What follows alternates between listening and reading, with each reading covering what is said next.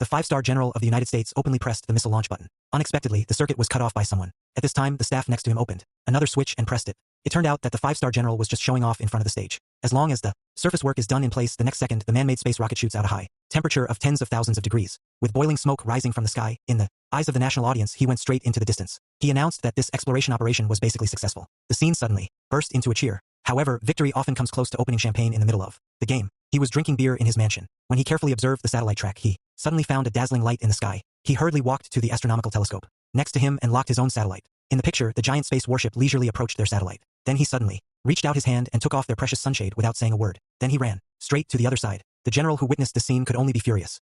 The man disguised as a wax figure, hoping to hide from the killers. He thought he was safe and sound so he could sneak in. But the killer suddenly turned around to kill him.